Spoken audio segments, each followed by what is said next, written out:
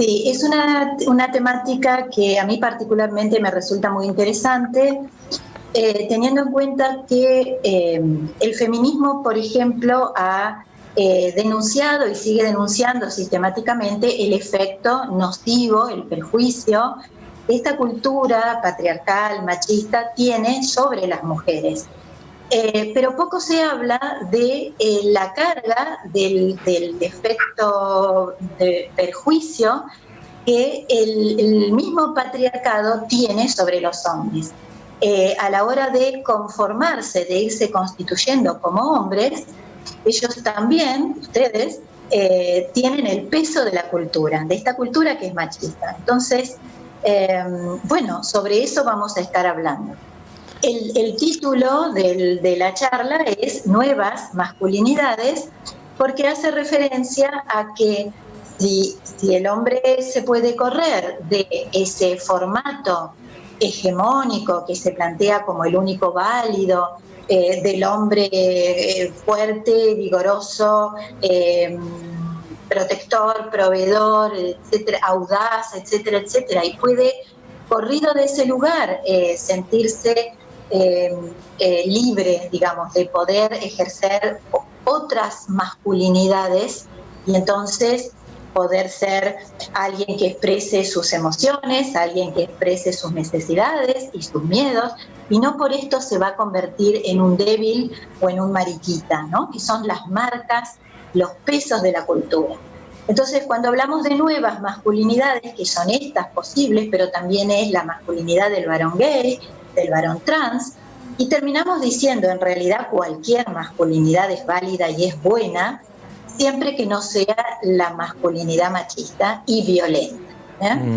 Pensar nuevas masculinidades también implica, para poder hacerlo, identificar estas prácticas machistas que están, Exacto. como vos decías, muy insertas en nuestra cultura y que a veces está en todo lo que nos rodea y cuesta esa identificación. Digo, por ahí viene también la situación de pensar nuevas masculinidades. Exactamente, porque hablar de nuevas masculinidades podemos reflexionarlo y debemos reflexionarlo entre todos, pero es también un mensaje y es una convocatoria directa a los hombres.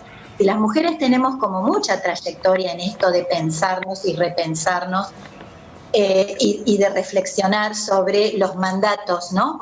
Lo que debemos ser como buenas mujeres y buenas madres y buenas esposas y buenas amas de casa y etcétera, etcétera, que son los mandatos culturales.